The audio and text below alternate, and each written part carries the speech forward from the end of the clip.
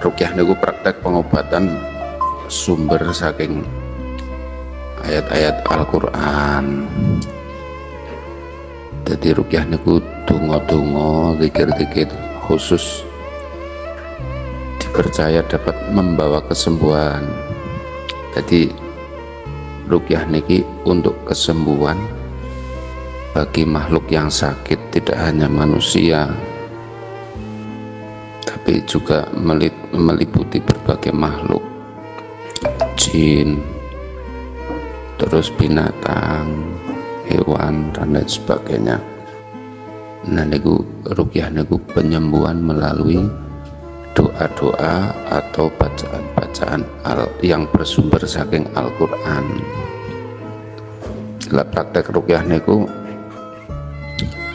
nggih intine nggih mendapatkan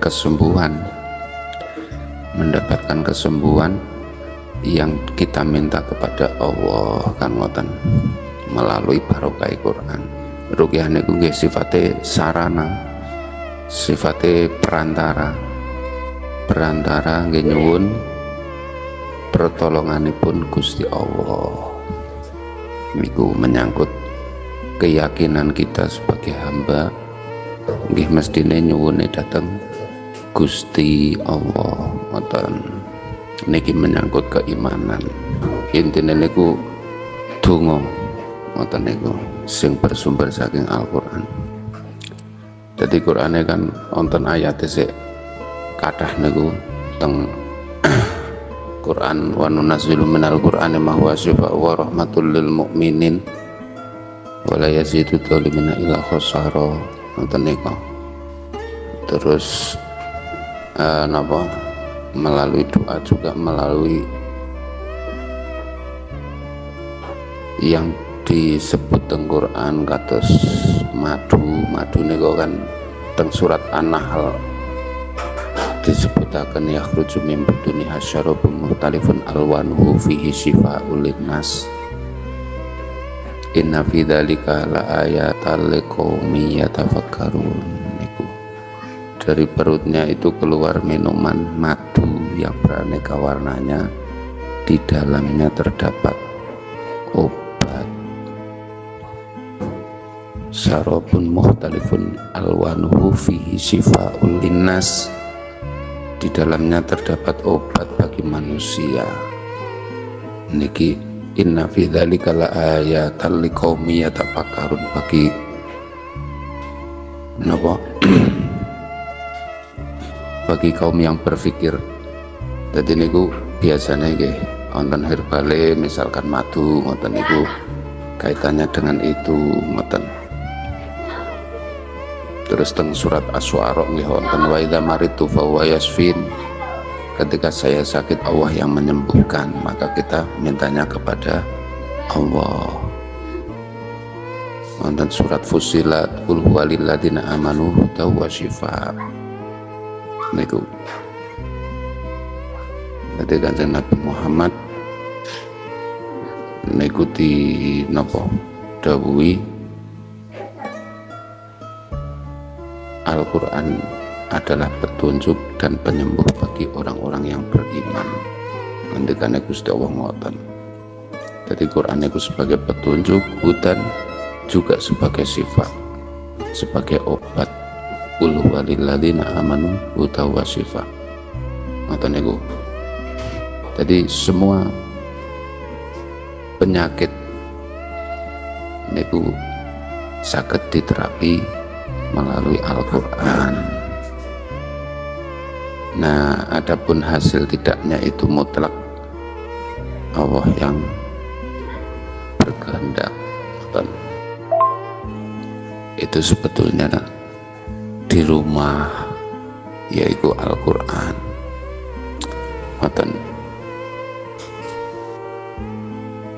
Nah, yang terjadi di lapangan setelah kemana ke rumah sakit ini dan itu ternyata belum sembuh juga, kemudian baru lari ke minta dirukyah lah, ini nggih kleru, cara kula niku kleru ngoten. Dadi niku anggapane rukyah niku alternatif, padahal bukan alternatif. Wong itu perintah Allah. Jadi ada sifat ta'abudiyah teng mriki. Merasa bahwa diri kita adalah sebagai hamba untuk beribadah kepada Allah. Ngoten. Pertanyaan yang ketiga, menawi tiyang sehat napa nggih dipun rukyah?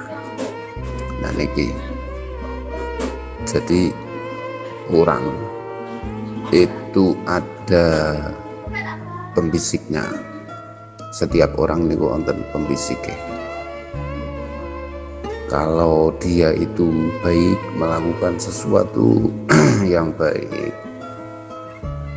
itu berarti korinnya itu korin yang baik dari malaikat.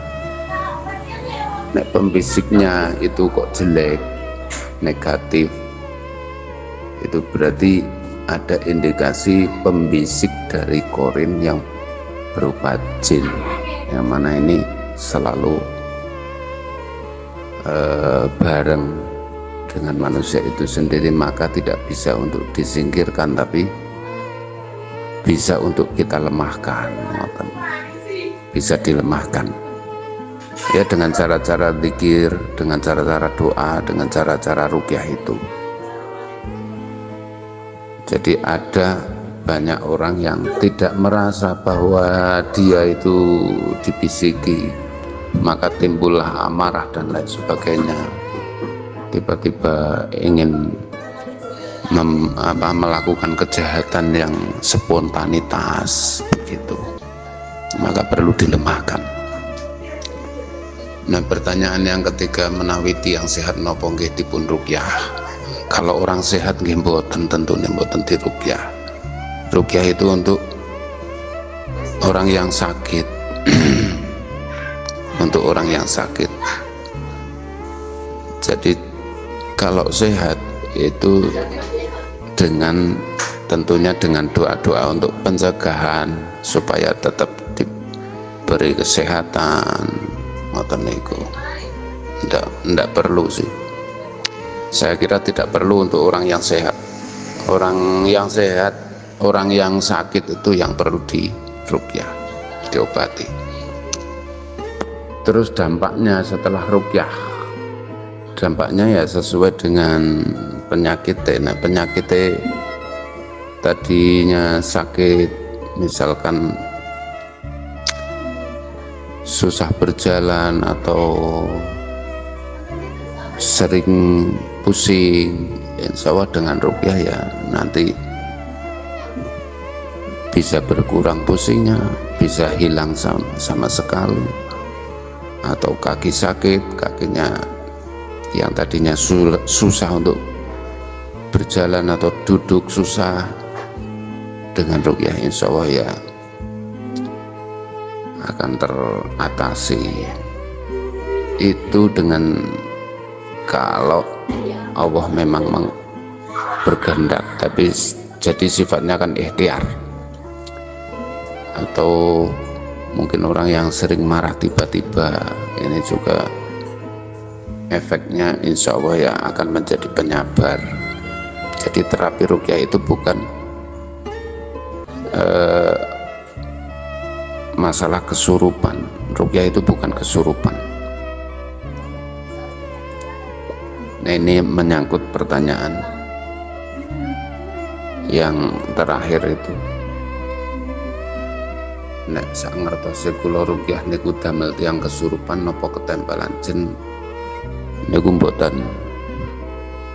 Cuma kalau ada orang yang terindikasi di dalamnya ada jinnya, jadi itu bisa keluar dengan izin Allah, tentunya bisa keluar karena mendengar ayat-ayat Al-Quran. Kadang-kadang jin itu sudah tidak nyaman di dalam tubuh, kemudian keluar. Jadi tidak di luar terus dimasukkan, tidak. Nah, kesurupan kan jin yang ada di luar masuk, namanya nyurupi kesurupan. Ini kumboten. Jadi mboten kados tok TV niku mboten.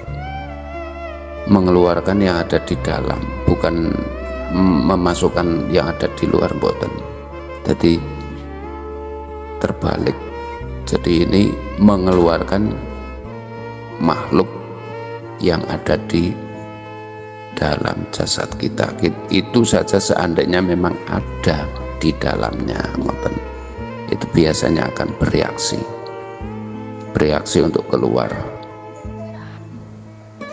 Efeknya banyak sekali, manfaatnya sing mungkin tadinya tidak fokus, gagal fokus, insya Allah akan lebih baik menjadi fokus. Yang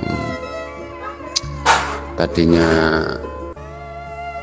malas-malesan itu juga akan berubah menjadi semangat.